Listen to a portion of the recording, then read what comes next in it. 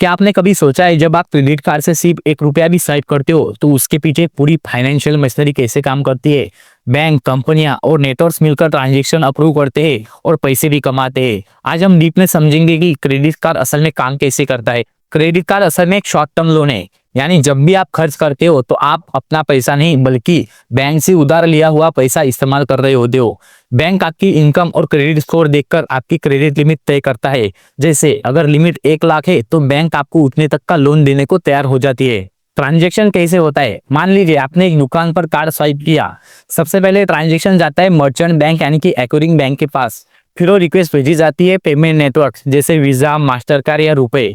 Payment network आपके issuing bank यानी जिस बैंक ने आपको क्रेडिट कार्ड दिया है वह पूछता है क्या इस कस्टमर के पास लिमिट है, क्या कार्ड वैलिड है। अगर सब सही है तो बैंक अप्रूव कर देता है। मर्चेंट को तुरंत कंफर्मेशन मिल जाता है, लेकिन पैसा बाद में सेटल होता है।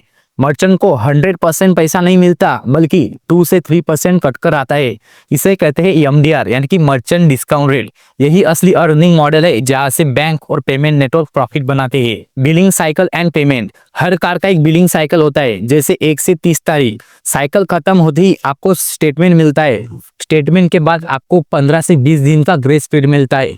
अगर आप पूरा पेमेंट कर देते हो तो 0 इंटरेस्ट, लेकिन अगर आप सिर्फ मिनिमम ड्यू भरते हो तो बाकी अमाउंट पर 30 से 45 तक का इंटरेस्ट लग सकता है।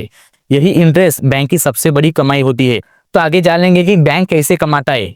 फर्स्ट है इंटरेस्ट चार्जेस है, जब यूजर पूरा बिल नहीं चुकाता। सेकंड है एमडीआर फीस, हर ट्रांजेक्शन पर कमाते। थर्ड है late payment charges and hidden fees.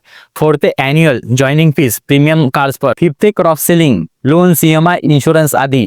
अब देखते हैं रिस्क रिवार्ड। क्रेडिट कार्ड के फायदे भी है जैसे cashback, reward point, free long axis और ईएमआई ऑफर्स। लेकिन अगर आप स्पेंडिंग में केयरलेस हो गए तो ये आपको डेट ट्रैप में फंसा सकता है, क्योंकि इंटरेस्ट बहुत ज्यादा होता है। क्रेडिट कार्ड असल में एक पावरफुल फाइनेंशियल टूल है। अगर आप स्मार्टली यूज करते हो तो आपको फ्री क्रेडिट और रिवार्ड्स मिलते हैं, लेकिन डिसिप्लिन नहीं रखा तो ये सबसे महंगा लोन बन सकता है। तो याद रखिए, क्रेडिट कार्ड का इस्तेमाल कीजिए दिमाग से, न कि सिर्फ शॉपिंग के मजे के लिए।